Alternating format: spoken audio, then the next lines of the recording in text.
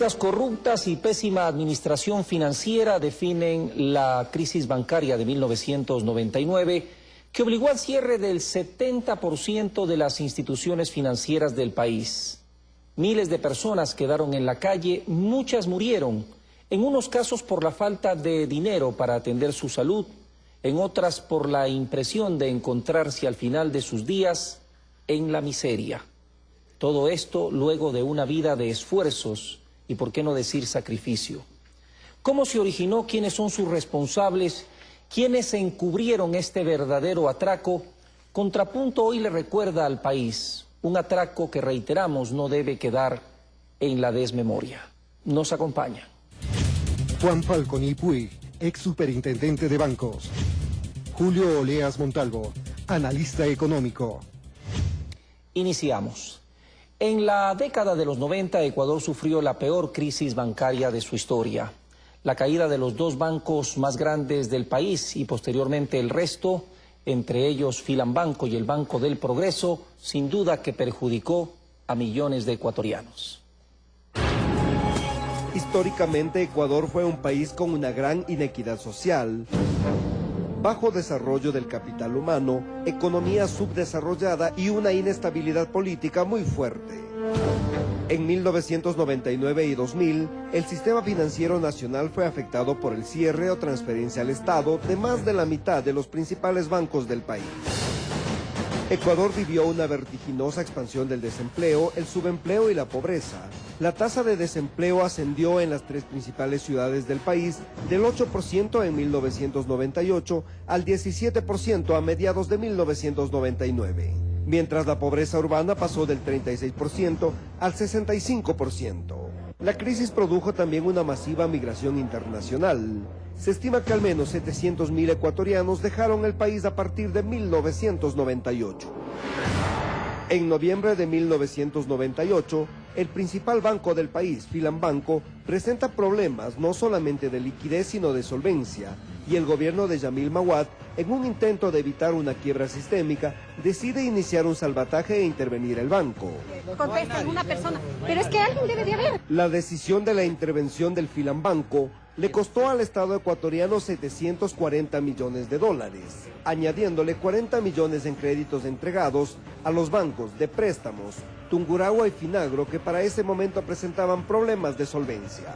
El 1 de enero de 1999 entra en vigencia una ley aprobada por los diputados del Partido Social Cristiano y la Democracia Popular, también conocida como la Ley Nebot. Se trataba del impuesto a la circulación de capitales, ICC, misma que se aplicó en todas las operaciones y transacciones monetarias que se efectuaron a través de las instituciones. Caída económica de Filambanco y de otros bancos pequeños, se produjo la caída del Banco del Progreso, considerado hasta ese momento el segundo banco del país por el tamaño de sus activos. Habiéndose desembolsado hasta el momento 612.000 millones de sucres. Con los indicadores macroeconómicos por los suelos, un descontento general en la población, desconfianza en el sistema financiero, recesión en el aparato productivo y aislamiento internacional, el gobierno de Mahuad, en pos de salvar a la banca, adoptó las siguientes medidas. Declaró un feriado bancario, en el que se congelaron las cuentas de depósitos bancarios para evitar que la gente sacara todo el dinero y una fuga masiva del capital. Declarar un feriado bancario por el día de hoy, lunes 8 de marzo de 1999. Apoyado en el Congreso y con los votos de los socialcristianos, demócratas populares y el PRE, el Estado dio paso a la Agencia de Garantía de Depósitos, que garantizaba con dinero del Estado el 100% de los depósitos de los ahorristas, sin tocar el dinero de los banqueros. En enero del 2000 se dolariza oficialmente la moneda cuando un dólar equivalía a 25.000 sucres. El sistema de dolarización es un sistema conveniente y necesario para el Ecuador. El forzoso feriado bancario se extendió a 5 días y vino acompañado de un contundente paquete de medidas. El presidente Mahuad envió 7 proyectos de ley al Congreso con el propósito de incrementar el IVA en 5 puntos, reformar la contratación pública, crear un nuevo impuesto a los vehículos, abrir el sector petrolero a la inversión extranjera y dar mayores facultades al mandatario en materia de modernización y privatizaciones. Lo más traumático vino por añadidura: incremento de los combustibles y congelamiento parcial de las cuentas bancarias. La economía del país se estancó, cuyas consecuencias inmediatas serían la elevación del costo de la vida, contracción en el consumo, recesión, riesgo de quiebras, desempleo e iliquidez en el mercado. Que me devuelvan más que sea solo el dinero, que se queden con el interés. Estas medidas generaron un escenario de descontento social que terminarían en el derrocamiento del presidente Yamil Maguad. Clever Aranda, Gama Noticias. A criterio suyo, ¿cómo se origina la crisis bancaria? ¿Qué la produce y por qué deviene en un país que hasta entonces supuestamente se encontraba bastante bien económicamente hablando? Buenos días. Buenos días. Yo creo que, yendo directamente al tema, en realidad la crisis bancaria es consecuencia. La crisis no es lo que se genera. La crisis es consecuencia de los fraudes bancarios. Fraudes bancarios que se cometen en distintos bancos y particularmente pues hay los mayores, usted ha mencionado dos de esos bancos, pero de Filambanco, que es uno de los dos que menciona, el solo Filambanco es más del 50% de los fraudes que derivaron, obviamente, una crisis que afectó a todo el país. Pero la crisis, que se tenga claro, es consecuencia, y en los años 90 es consecuencia de los fraudes que se cometieron a finales y durante los años 80. ¿Esta actitud viene de una crisis económica mundial que afectó al país o fue una cosa premeditada por parte de los propietarios de dicha banca? Porque no de otra manera se explica lo que usted dice, fraude bancario. Claro que sí, y mantengo la misma idea a nivel internacional. No es que a nivel internacional se dio una crisis bancaria, porque si seguimos hablando de crisis, tendríamos que tener claro cuál es la causa que deriva en una crisis. Y en todas partes, y hace un par de años en Estados Unidos, se ha vivido la falta de controles al sistema financiero que llevaron a cometer los fraudes y los abusos que se han cometido.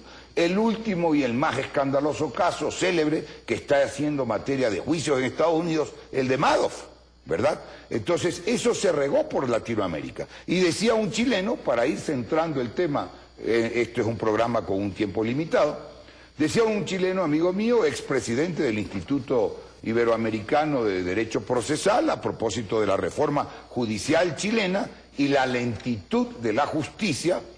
Ocurre que en los juicios que afectan a los fraudes bancarios van prescribiendo, los responsables van muriendo por la lentitud de los juicios.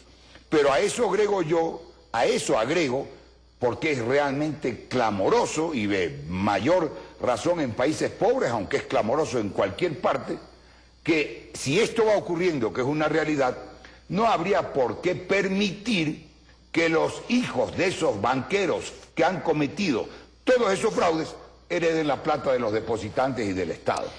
Fraude bancario, acaba de destacar el invitado. ¿Usted comparte este criterio? ¿Fue una acción concertada, dirigida a generar la quiebra de la banca para usufructuar de su dinero antes y después?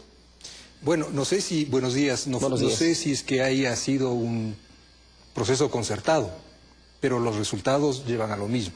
Efectivamente, como dice el doctor Falconi, ese es un proceso de fraude, ¿sí? Pero a mí me parece que es necesario considerar todo el proceso macro global que se vivió en esta época, en la década de los 90, que es, diríamos, parte del proceso de neoliberalismo criollo que se instauró en el país. Algunos tips, algunos puntos fundamentales.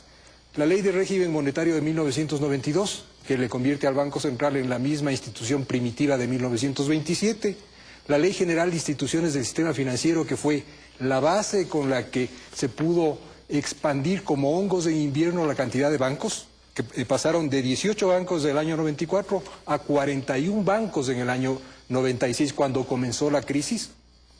La Constitución de 1998, en donde se adelanta más todavía las posibilidades de privatizar las empresas eléctricas y de... ¿Las famosas troles, si no estoy equivocado? No, las troles son del año 2000. Ya. Sí, estamos hablando de la Constitución del 98, cuando finalmente el neoliberalismo criollo trata de anular todos los resguardos sociales para privatizar a fondo la sociedad ecuatoriana.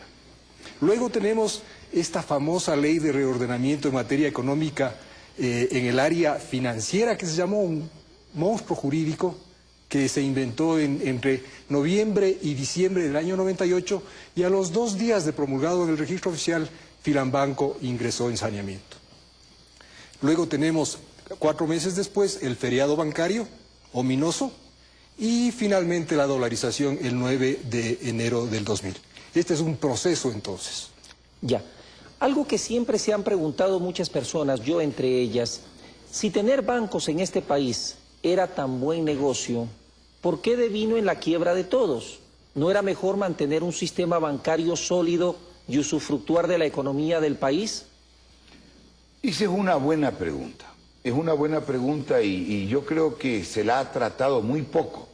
¿Por qué? Porque efectivamente es un buen negocio. Para no extendernos el concepto y seguir al origen de la palabra banco, que era donde se sentaban en las plazas en la Edad Media para dar préstamos las personas que tenían capital, el banco en realidad, y de ahí los bancos de desarrollo, cumplen un rol muy importante en todas las sociedades, porque son unos intermediarios en el capital. Le prestan a quien necesite emprender en actividades productivas, lo cual es bueno, generan trabajo, generan riqueza. Pero la mayoría, y es casi una rutina, la mayoría de las causas por las que se han llegado a esos fraudes bancarios que luego generan una crisis, es porque los banqueros, todos los que han entrado en estos problemas, empezaron por montar sus propios negocios en una actividad contradictoria e incompatible. Porque si son banqueros, y eso es lo que está ahora regulado, deben ser solo banqueros. Pero ellos se prestaban a sí mismos... Para generar otras empresas. Claro, para generar empresas para ellos, con la ineficiencia propia de que el banquero no les exigía ciertos controles y menos que paguen lo que les habían prestado porque eran sus empresas propias, y el ejemplo de Filambanco es el mayor. Empresas de los Isaías debían, y no hay ni juicio por eso, debían más de 270 millones de dólares que lo siguen debiendo. De Filambanco, 6 o 7 de los mayores deudores eran empresas de Isaías y se prestaban la plata. Está aquí, yo tengo las evidencias, se prestaban todo este listado, si la cámara lo puede ver, en una obra publicada por mí, están las empresas de Isaías con préstamos a 7 años plazo, 0 interés. El doctor Oleas, con quien he tenido el placer recién de conversar ahora, pocos minutos antes del programa, es un investigador serio del problema, de toda esta temática, y podrá corroborar o confirmar, como bien anota, que es, permítame solo hacer énfasis en eso, la ley de la AGD, que fue una ley, y esto es importante destacarlo también, la ley de la AGD, la de reordenamiento en materia económica, tiene 2 partes fundamentales. Esto es necesario recordarlo al país. Porque este programa, entiendo, y hay una tónica ahora de recordarle al país algo que nunca debe olvidarlo. Tiene una primera parte que es un impuesto a la circulación de capitales. El 1% que impulsó el Partido Social Cristiano mediante el actual hoy alcalde de Guayaquil, el abogado Jaime Nebot Saadi. Y que fue un tema nefasto, porque con ese 1% resulta que le bajaron los niveles de depósitos a los bancos, eso es una realidad. Y entonces cuando bajaron los niveles de depósitos a los bancos, obviamente entraron en problemas los que estaban peor manejados. Para poner un ejemplo muy sencillo, es decir, si hay una tempestad o un huracán, lo primero que se deteriora es las construcciones más débiles, más humildes, ¿verdad? Correcto. Entonces los que estaban en peor situación fueron los que entraron inmediatamente en problema. Pero ahí viene la ley de la GDT, solo esta parte histórica, un minutito, que fue ad hoc. La ley de la AGD fue dictada ad hoc y está aquí recogiendo una parte histórica, la revista Vistazo, diciembre de 1998, con fotos, la revista Vistazo, y con una foto aquí de un abogadicho nefasto, el hombrecillo del maletín, le dicen, que era el que gestionaba en el Congreso la ley de la AGD, para endosarle, esto es básico, al país, al Estado, endosarle la quiebra producto de los fraudes bancarios. La ley se la aprueba, tengo aquí el registro oficial, el 1, como lo dijo el doctor Oleas, el 1 de diciembre de 1998. El 2 de diciembre, tengo la resolución aquí, pasa Filambanco a la AGD. Y el 3 de diciembre, todo a día seguido, le dan los primeros 140 millones de dólares la AGD a Filambanco. Correcto. Antes de irnos a la pausa, quisiera que le explique al país, si es que tiene conocimiento, cuál fue el objetivo de este 1% que se aprobó en ese momento. ¿Qué buscaba esa ley y de qué manera afectó esta a la liquidez bancaria? Si mal no recuerdo, el 1% a la circulación de capitales fue una ley que fue un impuesto que se puso como sustituto del impuesto a la renta. El Partido Social Cristiano decía que el sector productivo está en la quiebra, se hacía mucha referencia al fenómeno del niño del 97-98, y dijo, bueno, vamos a ayudar al sector productivo para que se recupere, y de esta manera le vamos en cambio a succionar del sector financiero la cantidad de circulación financiera que había en ese entonces. Fue un error garrafal, porque además no olvidemos que no solamente fue el 1%, había un 6,5 por mil con el cual que se iba a cobrar sobre la media de depósitos bancarios para financiar a la AGD, o sea, era 1,65% en realidad.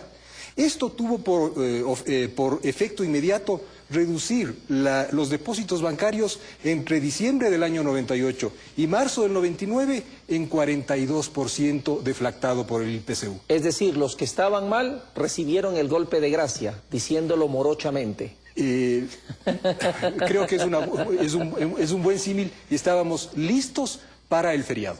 Correcto. 17 bancos quebraron a finales de la década de los 90. En la quiebra de todos ellos hay características comunes, como hemos dicho aquí, otorgamiento de créditos vinculados, más allá de lo permitido por la ley, créditos en muchos casos a empresas fantasmas, pésima administración y falta de pago, entre otras cosas. Banco Continental perteneció a Leonidas Ortega. Tuvo 240.000 clientes y manejó alrededor del 9% de los activos, pasivos y patrimonio del sistema bancario privado. En 1995 registró pérdidas por 50.000 millones de sucres. A finales de 1996, Leonidas Ortega huyó del país. Banco de Préstamos se derrumbó el 25 de agosto de 1998 por falta de liquidez. Alejandro Peñafiel obtuvo un crédito del Banco Central por 48 millones de dólares. La AGD tuvo que cubrir deudas por 435 millones de dólares. Alejandro Peñafiel fue el segundo banquero en entrar a la cárcel por delitos bancarios. Cumplió 2 años de prisión y recobró la libertad. Banco del Progreso quebró el 22 de marzo de 1999 cuando lo cerró su presidente Fernando Azpiazu y perjudicó a más de 750.000 clientes. Luego del cierre, el banquero hizo una marcha con cientos de socialcristianos y miembros de las cámaras de la producción de Guayaquil, siendo recibidos por el entonces alcalde de Guayaquil, León Febres Cordero. ¡Yo no me ahuevo jamás! Azpiazu exigió 300 millones adicionales a los 800 millones que había recibido del Estado. Cumplió una sentencia de 8 años de cárcel. Banco Popular. El 26 de septiembre de 1999, la AGD tomó a cargo el banco y Nicolás Landes huyó a Miami. El patrimonio negativo que arrojó el Banco Popular fue de 627,3 millones de dólares, según la AGD.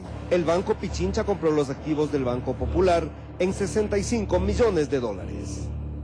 Contra Landes se iniciaron 3 juicios, 1 por peculado y 2 por estafa.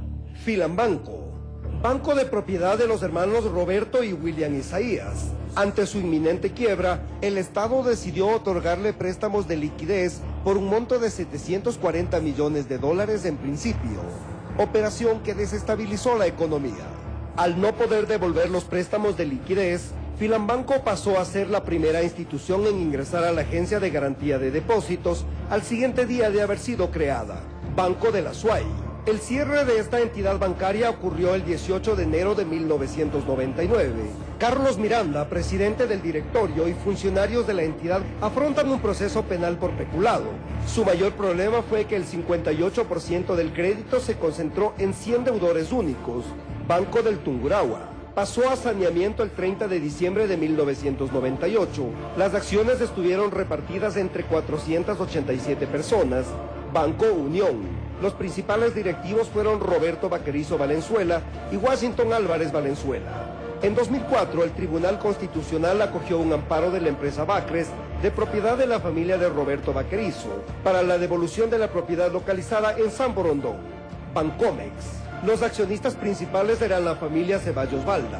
Medardo Ceballos Balda fue embajador de Ecuador en México en el gobierno de Yamil Mahuad. En septiembre de 1998, Bancomex solicitó al Banco Central un crédito de liquidez y el 30 de noviembre del mismo año lo renovó por 103 mil millones de sucres.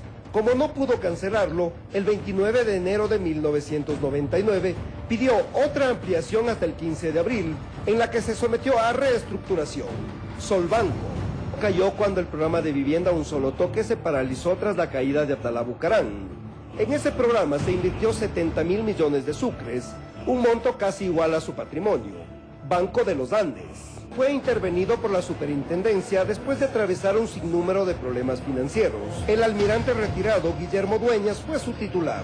Vale destacar que existen múltiples denuncias en torno a que los dineros entregados por el Estado para refinanciar los bancos terminaron en manos de empresas privadas. Clever Aranda, Gama Noticias. ¿Qué está pasando en la frontera norte? Bien jodido, bien pegado. No se pierda un revelador informe de una de las zonas más peligrosas y calientes del Ecuador. ¿Quién ganará la presidencia de la República? A 4 meses de las elecciones, conozca qué dicen las últimas encuestas. Este domingo, en el mejor programa de la televisión, a las 8 de la noche, por Gama TV.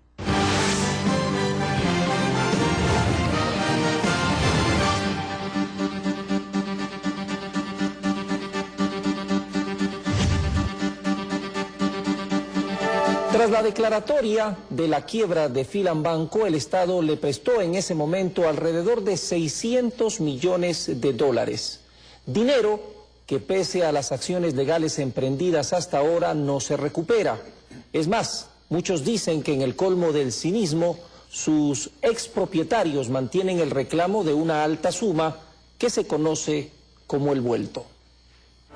En 1994, el gobierno de Sixto Durán Ballén crea la Ley de Instituciones Financieras que quita el poder a la Superintendencia de Bancos, otorgándole a la banca privada la facultad de revisión, auditoría y verificación de las instituciones financieras, allanando así el camino a la crisis bancaria. Ahí venía la gran farra, podían manipular créditos y débitos, los balances iban siendo maquillados en el transcurso del tiempo. Entonces, bajo esa fórmula, nos presentaban una figura falsa.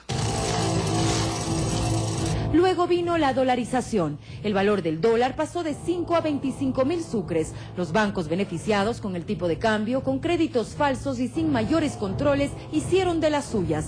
Filambanco crea empresas vinculadas y fantasmas. La situación se salía de control. Filambanco quebrado cerró sus puertas. Lastimosamente ningún empleado está laborando el día de hoy. Puede informar, ustedes solo son los guardias. Yo quiero que me contesten una persona. Pero es que alguien debe de haber. No hay nadie. Alguien. Mientras en la Constitución se incorpora una disposición transitoria impulsada por los socialcristianos que permite al Banco Central financiar a la banca cerrada, el llamado salvataje bancario. Se autoriza el crédito de liquidez a Filambanco por 600 millones de dólares. Muchos analistas destacan que parte de ese dinero terminó en las manos de sus dueños, pero el ingente desembolso no fue suficiente. Filambanco es administrado por el Estado.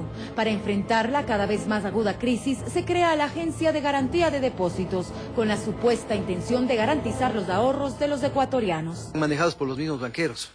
Los banqueros nombraban sus personas más allegadas para que sigan manipulando realmente el gran latrocinio que fue con respecto a los fondos públicos y fondos privados fundamentalmente. La AGD incauta más de 200 empresas vinculadas con los hermanos Isaías Dazum, pero luego de 14 años el dinero entregado al Filambanco no se recupera en su totalidad. Aprovecharon de lo que les dieron en sucres para con la devaluación básicamente esfumar sus deudas.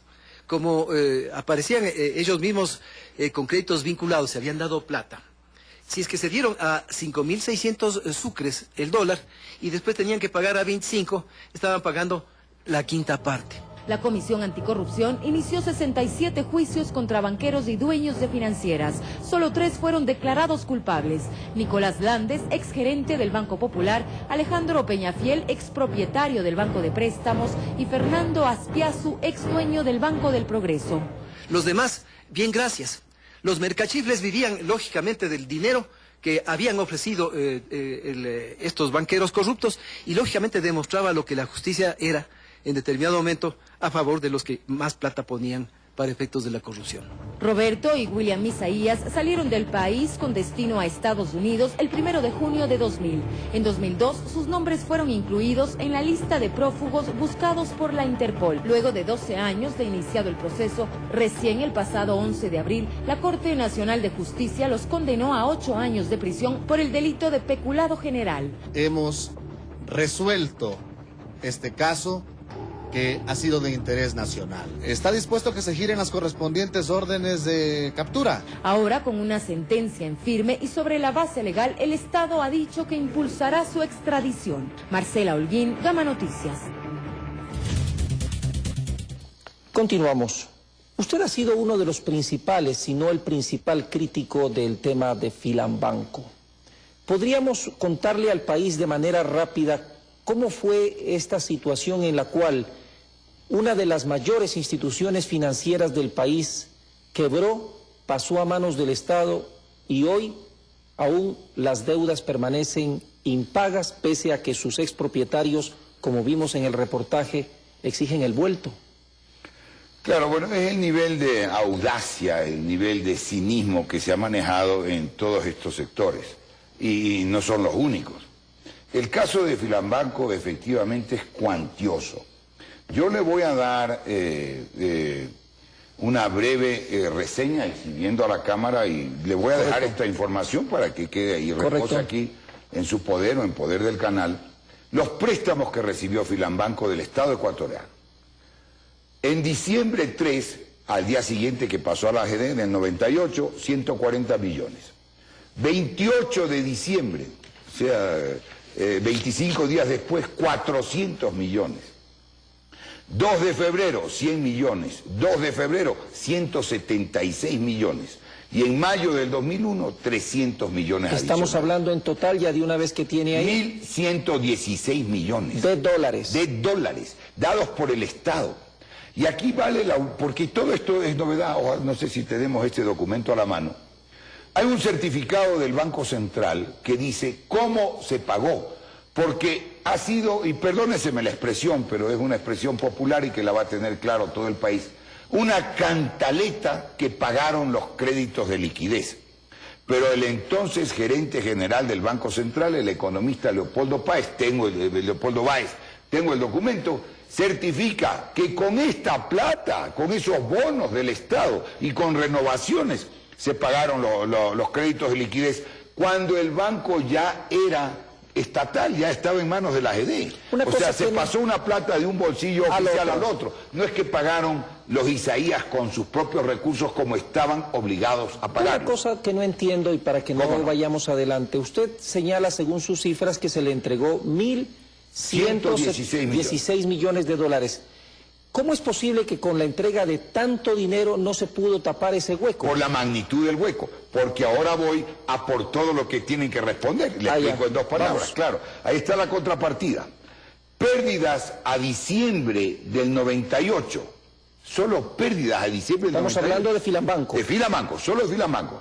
661.500.000 dólares. Entregas en bonos de la AGD, 1.116 millones. La cuenta RIC, ¿cuál era la cuenta RIC? Era una cuenta secreta que manejaba en Cayman Roberto Isaías una cuenta a la que recibía depósitos. Y cuando no tuvieron la plata para devolver, ahí vino la creación de la AGD, etcétera, sacaron la plata del Banco Central para que Roberto Isaías devuelva depósitos que ilegalmente captaba desde Filambanco, Ecuador, y los depositaban en esta cuenta RIC en Cayman. Pero cáigase para atrás, porque hay bastante que debe conocer el país. Depositantes de esas cuentas eran nada menos que Transnave y Flopec, empresas estatales. ¿De acuerdo? Los créditos, el ilegal vuelto es 180 millones, que ya explico lo del vuelto si me da el tiempo. Créditos vinculados a 7 años plazo, cero interés, más de 200 millones de dólares. Y entonces, sume ahí los 424 millones de dólares que había prestado el Banco Central en créditos de liquidez, más todo el mal manejo, más todo lo que había que pagar por comercio exterior. Obviamente, pues que el hueco, como se dice comúnmente, el hueco patrimonial era tan grande que no permitía pagarlo. Eso es lo que dicen algunos, que para sus propietarios era mucho mejor endosárselo al Estado que el Estado se haga cargo de la quiebra. Correcto. Como lo habían hecho ya muchos años atrás cuando Astra estuvo quebrada. Y como lo hicieron otra gente con Ecuatoriana. La rutina era socializar las pérdidas y privatizar las ganancias. Y entonces solo termino con esto. Pero no les extrañe, y lo digo de frente al país, que después de 20, 30 años dirán que el Estado les expropió y reclamarán más vueltos y más platas, que fue materia de un abuso. Felizmente el registro histórico ahora es mucho más preciso y mucho más confiable. Doctor, ¿cómo es posible que este tipo de movimientos que acabamos de escuchar se den en el país, en donde supuestamente existe una superintendencia de bancos que está creada precisamente para evitar este tipo de cosas? En el negocio financiero interactúan tres... ¿Por qué titubia, como decía? Sí. No titubea, titubia. ¿Por qué titubia? No titubeo, todo lo contrario. Es una pregunta excelente. Bueno, primero, y para contestar a la pregunta, es necesario puntualizar que no fue el Filambanco el primero que quebró. Claro. Sí, el primero que quebró fue el Continental. De los señores Ortega Trujillo. Y luego le siguieron Solbanco, Préstamos y finalmente el Filambanco. Sería en orden el cuarto banco en su orden. Así es, efectivamente. Aunque realmente las otras instituciones bancarias, exceptuando el Banco Continental en su momento, eran unos bancos bastante pequeños en cuanto a capital, ¿no? Tiene usted razón, pero ese no es el punto nodal. Estamos hablando de la pregunta. Vamos a la pregunta. En marzo de 1996, el directorio del Banco Central, la Junta Bancaria, ¿sí?, decidió por primera vez en el país dar lo que se llamó un crédito vinculado. Ya. Un préstamo, subordinado. Subordinado. Fue un préstamo de 119 Continental, 400.000 millones de sucres para que el Banco Continental no deje de pagar a sus clientes. ¿Sí? Ya. En ese momento se estableció el principio que luego rigió para toda la quiebra. Si es que tenías, cualquier banquero, si tenías contactos políticos, estaba salvado. Ojo, no era cuestión de tener un buen estado financiero. Lo que importaba era tener una buena palanca política.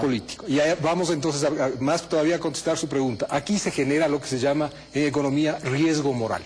Ya. O sea, los banqueros sabían que podían tener una conducta arriesgada porque les iba a salvar el Estado para pagar la plata a los depositantes. Entonces, en este triángulo banquero, depositante, cliente por un lado y superintendencia por otro, lo que hicieron los banqueros es capturar al regulador. A ver, como dice mi abuelita, ¿eso con qué se come?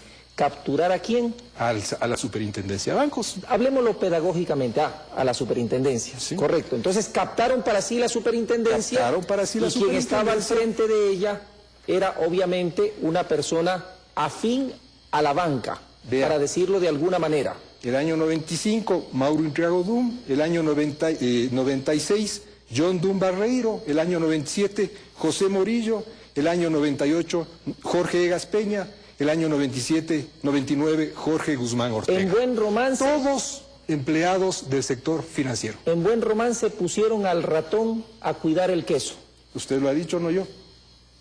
Efectivamente, esa es la razón por la que un tema que era sistémico se convirtió en un tema penal.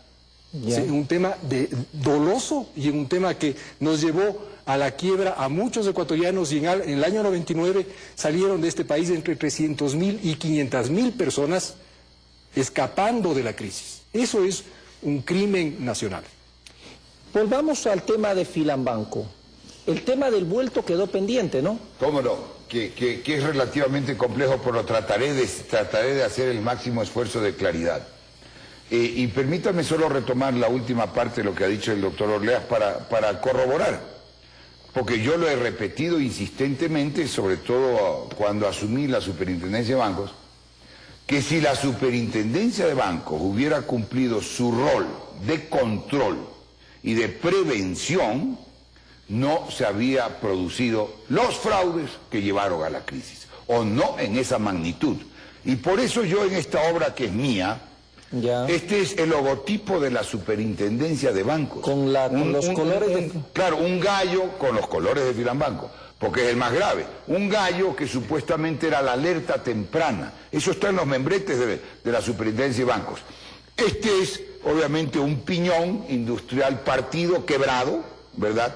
Pero ese logotipo del gallo, que debió ser la alerta temprana, se convirtió en la gallina ciega y permitió que se cometan todos los fraudes que se cometieron. Antes de que continúe, permítame hacer de abogado del diablo. ¿Cómo no? Presumo yo que estudié contabilidad en el Colegio Antonio Ávila de Cuenca, que a lo mejor los señores de la superintendencia recibían balances maquillados. Digo yo, ¿no puede haber sucedido eso? No solo a lo mejor, sino que muy probable. Pero con conocimiento de ellos. Pero ellos estaban para detectarlo. Ya. Pues ese es el papel, es la razón de ser del órgano de control. El nombre lo indica, de control. Si recibían balances, como recibieron, pero recibían, no en todos los casos, aquí estamos hablando de una generalidad porque no tengo el documento concreto para individualizar, pero miraban para otro lado, pues, y ahí quedaban. Y yo tengo un oficio también, está mucho publicado en estos libros, yo tengo un oficio en el que se da cuenta, el secretario general de la superintendencia de bancos en esa época reclama por más o menos 300 y pico informes y oficios desaparecidos. O sea, no solo que eran maquillados, sino que desaparecían los documentos. Pero vamos un poco a lo del vuelto, a ver si logro, para no dejarlo pasar en un esfuerzo de claridad, logro explicarlo para la audiencia, porque es muy complejo. ¿A qué se ha llamado el vuelto? En la ley... Le propongo algo, podemos disminuir las cifras. Sí, no voy a dar cifras, voy a dar conceptos, nada más, exactamente. Se prevé en la ley, que es lo que debieron hacer, que si el banquero, el accionista, el dueño del banco, el propietario, amortizaba los créditos malos, como debían haberse comprometido, porque los créditos malos eran los que llevaban a la situación de quiebra, y esta es la crisis, ¿verdad? Pero eso es mucho más grave porque los créditos malos eran propios, pues no es que eran de terceros. Si eran de terceros, ellos debían amortizarlos. Esto, pues es la palabra que usa la ley. Esto quiere decir que el socio, el dueño del banco, debía pagar el crédito malo para que el banco quede en buena situación. Exacto, mantenga su solvencia. Perfecto, que es distinto de liquidez, mantenga su solvencia. Y entonces, una vez que amortizaban, una vez que pagaba el crédito malo, el tema, al final del día, conceptualmente sencillísimo, tenía derecho a que le endosen el documento representativo del crédito que ellos habían pagado. Para decirlo en otras palabras, si usted tiene un pagaré, yo pago por usted su pagaré, por cualquier concepto, porque soy garante, y yo le pago al doctor Orleas el pagaré que usted le debe, pues me da el documento descontado porque yo lo pagué y yo se lo cobro a usted. Correcto. Ese es el concepto de nada más. Y entonces, ¿qué ocurre? Estos listos Isaías no amortizaron nada porque ahí están las pérdidas de 661 millones, y esto tengo que decirlo por una verdad histórica, permítaseme el paréntesis. Tuvo que pasar todo el tiempo que pasó hasta el 2008, julio del 2008, Tuvo que llegar Rafael Correa a la presidencia de la República y si no nombra a Carlos Bravo como lo nombró gerente de la GD, porque antes, salvo 2 o 3 honrosas excepciones, todos los gerentes que pasaron por ahí fueron, permítaseme otra expresión vulgar, pero que la gente lo va a entender, alcahuetes, ¿no es cierto? Si eso no ocurre, esos 661 millones y esas empresas incautadas, entre ellas este mismo canal, no se producía. Y la historia tendrá que reconocerle eso a Rafael Correa y a Carlos Bravo. Dicho esto, vamos al vuelto. Seguimos con el vuelto. Eso era necesario acotarlo. Seguimos con el vuelto. Entonces, lo que obtuvieron es, y por eso se lo llamó, porque técnicamente no es ningún vuelto, pero se lo llamó irónicamente el vuelto, obtuvieron una supuesta entrega de documentos que dizque habrían cancelado, que nunca cancelaron. Es decir, lo que ellos tienen son papeles, claro, que supuestamente pero eso claro, pero los aplicaron para sus propias deudas, en un manejo contable. Mire, solo de Filambanco, porque creo que esto en la invitación consta y estará al final, permítame anticiparlo. Solo en Filambanco debería haber 80 juicios más. Y en el sistema financiero en general, pues 300 juicios más. Porque la cantidad de aspectos que llevarían a juicios individuales son infinitos. Este sería otro. Se llevaron la plata como que le devolvieron pagarés, como disque amortizados, que no habían pagado, que no habían amortizado. Por eso se le llama el santo y la limosna. Exactamente. En 1999 el Banco del Progreso era entonces la segunda mayor entidad bancaria. Su presidente ejecutivo, Fernando Azpiazu, anunció la decisión de cerrar las puertas, acusando al gobierno de entonces, presidido por Yamil Maguad, de centralista. Este banco fue uno de los mayores contribuyentes a su campaña presidencial.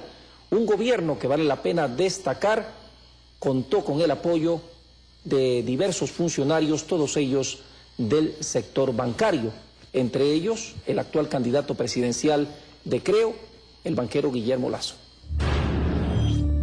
La peor crisis financiera del país daba sus primeros visos con la quiebra de Filambanco, de propiedad de los hermanos Isaías, que había sido entregado al Estado ecuatoriano para que administre las deudas y pague a los ecuatorianos sus depósitos, pues el banco ya no tenía con qué hacerlo. Poco después vino la quiebra del Banco del Progreso. El cierre del Banco del Progreso sumió en la desesperación a más de 700,000 depositantes en todo el país.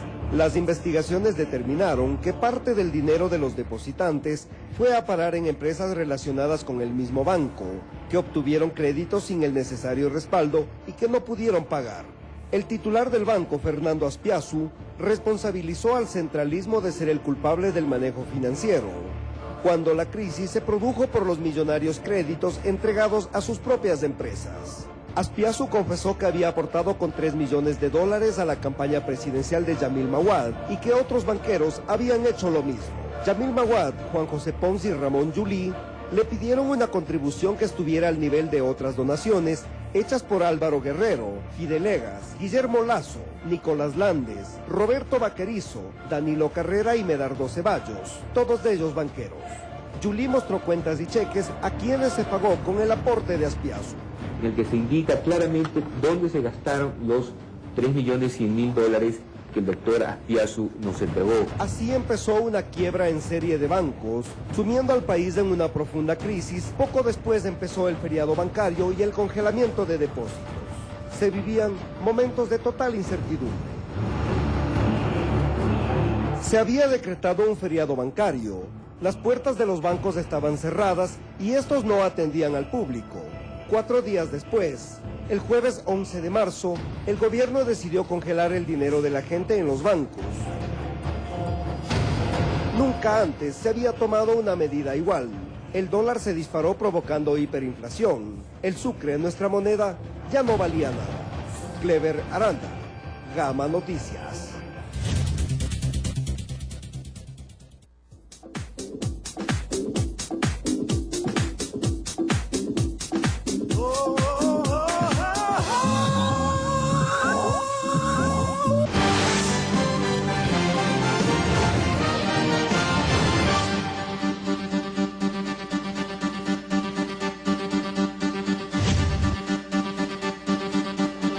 Parte final en Contrapunto. El gobierno de Yamil Maguad es conocido como el gobierno de la banca. Desde el inicio, personas de dicho sector colaboraron con su régimen.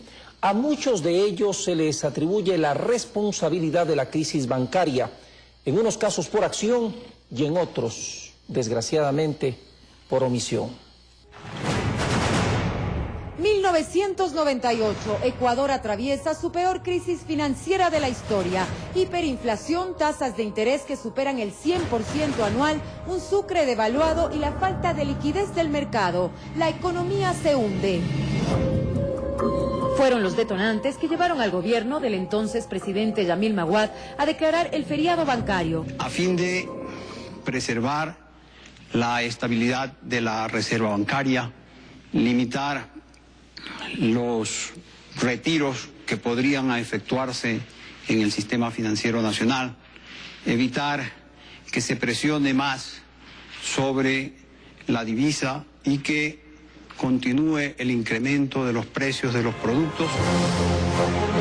La confiscación temporal del dinero de miles de ecuatorianos no ayudó. El sistema financiero registraba una corrida inmanejable de depósitos y la realidad se desnudó. Los ecuatorianos conocimos del manejo irresponsable y antojadizo del dinero de la gente por parte de la banca.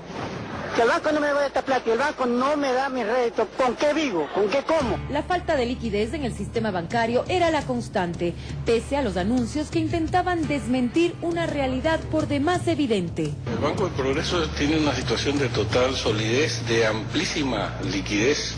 Somos el banco más líquido del país. Las áreas de caja yo acabo de recorrerlas, está con una afluencia normal de público. Y estamos muy tranquilos. Yo quiero sacar mi plata, yo necesito que me devuelva mi plata. Nuestro dinero, usted es trabajador de él, del señor Apiazu, usted es trabajador. Claro que sí. Caigo en el banco de préstamo, caigo a Filambanco, se remece Filambanco y la meto acá. Con esto que está pasando ahorita está más seguro en la casa. Agosto de 1998, derrumbe del Banco de Préstamos. La incertidumbre e impotencia se agudizan tras el descubrimiento de una grave vinculación de créditos. Alejandro Peñafiel, titular de la entidad quebrada, utilizó los recursos del banco, es decir, de los ecuatorianos, para salvar sus empresas familiares.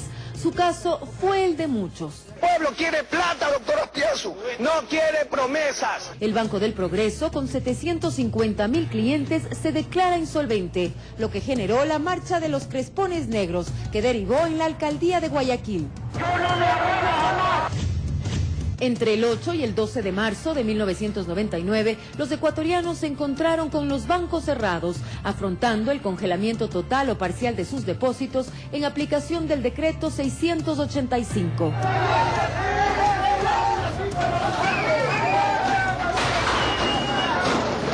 El Banco Central entregó masivos desembolsos a la banca. Según el gobierno, la intención era evitar un mayor pánico financiero. Más tarde se conoció financiamientos a la campaña de Maguad por parte de algunos banqueros. Aspiazu desembolsó $3.100.000. Fue identificado como el gobierno de la banca. Su gabinete estuvo integrado por ellos. Álvaro Guerrero, de la Previsora, fue presidente del Consejo de Modernización.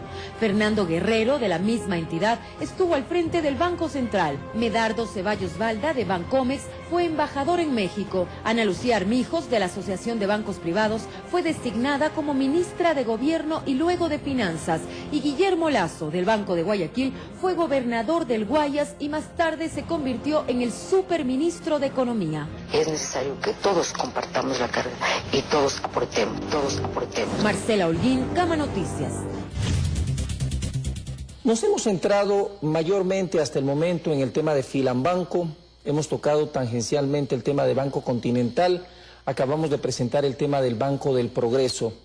Pero lo que se pregunta a la ciudadanía es, ante esta verdadera debacle financiera que se genera, muchos de los que en ese momento presidían el gobierno, entre ellos el expresidente Yamil Maguad, destacaba que no tuvieron alternativa, que prácticamente se vieron obligados por la situación a que el Estado, de una o de otra manera, inyecte dinero a la banca para evitar, dicen en su momento, una verdadera crisis y la quiebra del país. ¿Es esto realidad? ¿Tiene asidero esto?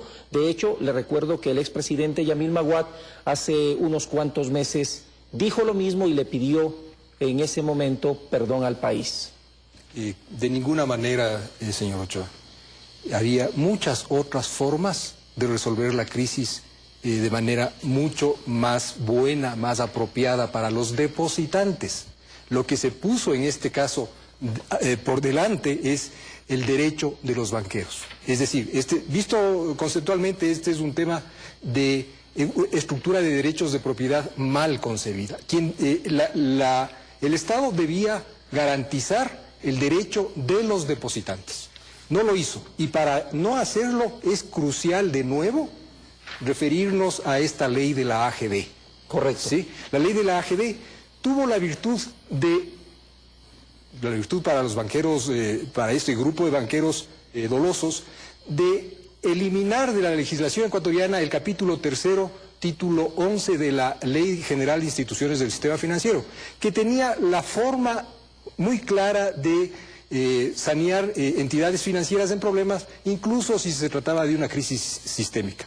Esa ley clara fue reemplazada por la ley de la AGB. A ver, para que la gente lo entienda y los legos como yo comprendan, existía una ley que decía que si el banco quiebra, tienen que quitarle la plata a los accionistas. Caucionar a los banqueros primero. Sí. Y después... Exactamente. Se hizo todo lo contrario. Se eliminó esto. Se quitó esa ley. Y entonces se creó la AGB para decir el Estado responde por las pérdidas de los bancos. Y el Estado asumió una garantía ilimitada de depósitos. Al 100%. Al 100%. Si uno asume que hay otro que le va a cubrir todos sus pecados, se dedica a pecar, pues. Ya. ¿O no? Correcto. Está clara esa parte, ¿no es cierto? Pero creo que es necesario ir un poquito más al fondo. ¿Quiénes eran los diputados del año 98 que asumieron esa responsabilidad? Le voy a contar una infidencia. Alguien me dice que esta ley, me lo han dicho en varias ocasiones, se hizo en el último piso del Swiss Hotel una fría mañana quiteña. Que lo otro ya fue simplemente un accesorio en la Asamblea o Congreso entonces. Es un buen dato para los historiadores el que me da usted, pero yo voy a hacer un recuento de cómo estaba constituida el Congreso. Perfecto. El año 98. Había demócratas populares 29%, socialcristianos 23% y PRE 18%. O sea, había también Izquierda Democrática, Nuevo País o Pachacutic, conservadores, independientes, etcétera, etcétera. Si es que demócratas populares o socialcristianos o el PRE no querían que esa ley pase, no pasaba. Claro. Pero pasó. Ya. Saque usted la consecuencia. Ya. Es decir, quienes apoyaron sin duda y permitieron es demócrata cristianos, social cristianos, Soy Madera de Guerrero y el Partido Roldosista Ecuatoriano, en Buen Romance. Así es. Entonces, colegimos quienes estamos escuchando lo que primero el Estado falló en los controles de los bancos por medio de la superintendencia y cuando se enteraron del problema no ejecutaron lo que debían de hacer, sino que al final del día terminaron salvándole los muebles a las instituciones. El Estado no es una entelequia. El Estado está constituido por hombres y mujeres de carne y hueso. Vea usted que de los 23 ministros de Finanzas entre el año 79 y el año 99, de los 23 ministros de Finanzas que circularon por esa cartera de Estado, 10 estaban directamente relacionados con el sistema financiero. En Buen Romance, los bancos administraban el tema financiero en el país. Este fue un proceso de supeditación, de control del capital productivo por el capital financiero. Fue el capital financiero el que asumió las riendas del poder, y ese capital financiero se expresa en los banqueros. Tan simple como eso. ¿Podemos hacer un símil para que la gente lo entienda de lo que está pasando, por ejemplo, con España en la banca de allá? ¿Se está repitiendo? ¿Tiene algún símil con la ecuatoriana? Al final del día siempre hay un problema, porque y el problema es similar, es el mal manejo. Y ese mal manejo puede comprender mal manejo doloso o simple mal manejo en el sentido imprudente, falta de cuidado, falta de la pericia necesaria que requiere todo profesional, y el banquero es un profesional como cualquier otro, para hacer un buen manejo de lo que está a su cargo, ¿no es cierto? Pero obviamente hay magnitudes, y sí hay una diferencia entre un manejo ligero, superficial, poco profesional, a un manejo doloso. Ya. Y esto es bien importante porque va en la línea de lo que decían ahora mismo. Tan doloso es, por ejemplo, y en el caso de Filambanco, porque es el más grande y es el que yo he estado más expuesto, eso es una realidad histórica. Que vea la cámara. ¿Cómo es posible que estos sujetos Isaías deban todavía más de 200, deban, no solo para todo lo demás, con sus empresas son deudoras de Filambanco, hasta ahora no pagan, además del vuelto, etcétera, etcétera, la cuenta RIC, la cantidad de dinero que deben a cero interés, ¿no verdad? E inauguren una casa, un edificio. ¿En dónde está esto? En Miami. Ah, esta es parte de una de las edificaciones del grupo Isaías. Claro, a ver un edificio inteligente. Tan inteligente que lo han hecho con la plata lo del Estado ecuatoriano, pues, ¿no? ¿Verdad? Ya. Entonces, edificio inteligente y plena impunidad. Viven como reyesuelos en Miami, pero acá no responden por nada. Las extradiciones son una burla y ahora, muy listos, los que siempre han cacareado y criticado, ya ponen los bienes a nombre de las esposas. Ya. Esto es sacado por el Internet de la información inmobiliaria del condado de Miami, ¿no es cierto? Retomemos parte de la pregunta que le estaba haciendo con el símil de la banca española, refiriéndome al hecho de que el Estado en este momento les está otorgando un salvataje solicitado a la Unión Europea, claro, pero sin embargo no se les tocan los bienes a ellos. A eso me refiero. Muy bien, y eso yo se lo voy a resumir en 2 palabras. Quiebran los bancos, no los banqueros. Quiebran los bancos, no los banqueros. Y volvemos a lo que señalé antes también, socializan las pérdidas y privatizan las ganancias. Cuando los bancos entran en crisis, producto generalmente, no siempre, pero generalmente producto de los fraudes, tiene que venir el apoyo estatal. Pero lo que ocurrió en Ecuador es que les dieron ese apoyo estatal, ahí estuvieron los créditos, 424 millones de dólares en créditos de liquidez del Banco Central, plata del Estado ecuatoriano, a Isaías, y se siguieron llevando esa plata. Se siguieron haciendo préstamos y no responden por eso. Ese es el tema. Y en otras partes, cuando vienen con este salvamento, porque en realidad salvataje no existe en el diccionario, salvamento, ¿verdad? Cuando vienen en otras partes, como en el caso de España que usted nota, los controles los aumentan, sacan administradores, sacan a los malos funcionarios, ponen una supervisión rígida para que la plata que viene para el salvamento no se la lleven. El caso de Ecuador y el de Filambanco es el único que a partir de una quiebra hicieron negocios adicionales. Usted mencionaba que gran parte de los funcionarios, ministros de finanzas, de superintendentes estuvieron vinculados a la banca. Esto se puede explicar en los aportes que realizaban los grupos económicos a las diversas candidaturas. El hecho, por ejemplo, más evidente, Yamil Maguad, $3.100.000 por parte del señor Aspiazu del Banco del Progreso. ¿Era de una o de otra manera retribuir favores de campaña? Señor Ochoa, esa es una pregunta especulativa, no me consta, pero habría que sacar consecuencias. Lo que sí es interesante para poner en contexto de lo que acaba de decir hace un par de minutos el doctor Falconi, dice que recibió Filambanco 1.116 millones de dólares. En esa época, cuando recibió ese dinero, la reserva monetaria del Ecuador era de 1.200 millones de dólares.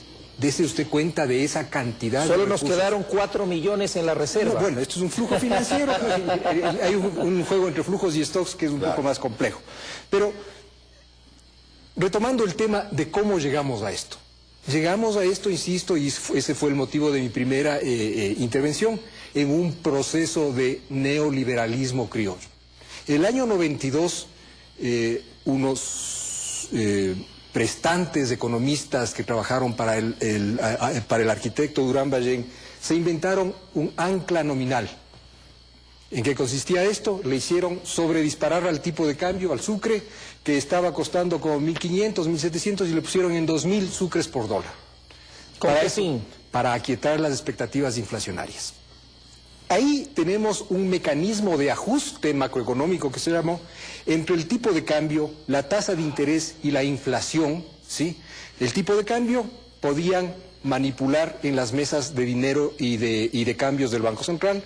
La tasa de interés, en un negocio concentrado como el negocio bancario del país, era fácil manipular, y nos queda la inflación, que es una variable de la economía real que se proyecta en el mediano y largo plazo.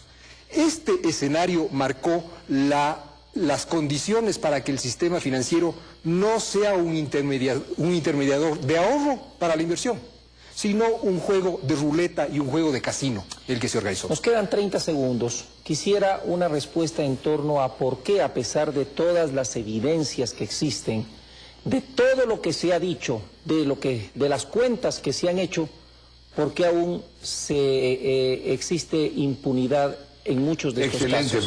Excelente pregunta. Hay una contaminación que involucra a todos los sectores del Estado ecuatoriano, públicos, privados, jueces, órganos de control, etcétera. Hay un informe, 4 o 5 informes del doctor Bolívar Vergara Costa, entonces ministro de la ex Corte Suprema, que resume toda la inacción, todo lo que no se ha hecho en materia de juicios bancarios. La contaminación han comprado jueces, presidentes de la Corte Suprema, han comprado una fiscal que de fiscal se convirtió en defensora de los Isaías, han comprado a medio mundo. Y es que calcule usted que con esas cifras se puede comprar muchas cosas y muchas personas. Un último criterio suyo para cerrar el programa sobre este tema de la impunidad. Bueno, creo que es necesario que, y felicitaciones por este programa, es necesario que el país recuerde. Ya estuvimos gobernados por banqueros. Recordemos eso. Y una persona no deja de ser banquero porque dice renuncié. Sí, como un médico. El médico que se jubila sigue siendo médico. Bueno, le recuerdo que el señor Lasso, si es al que usted se refiere, reconoció públicamente en una entrevista que yo le hice que él continúa con las acciones del Banco de Guayaquil, que no las ha vendido, que no las ha puesto en ningún fideicomiso, porque él considera que ese es el patrimonio del trabajo de toda su vida. Eso es problema de él. A lo que yo hago referencia es a lo que los ecuatorianos deberíamos meditar antes de ir a las elecciones en febrero del próximo año. 13 años después, como decíamos aquí, los esfuerzos por cobrar las deudas a los banqueros que se levantaron con el santo y la limosna continúan. Muchos gozan de lo mal habido, refugiados en otros países. Más allá del dinero que se le llevaron al Estado, el costo social es irrecuperable. El éxodo de millones de ecuatorianos, el sufrimiento de quienes vieron morir a sus familias, aún gozan, no deben dar paso a la impunidad social. Hoy que algunos, bajo terceras personas, buscan llegar nuevamente al poder. Que tengan un feliz domingo. Gracias a ustedes.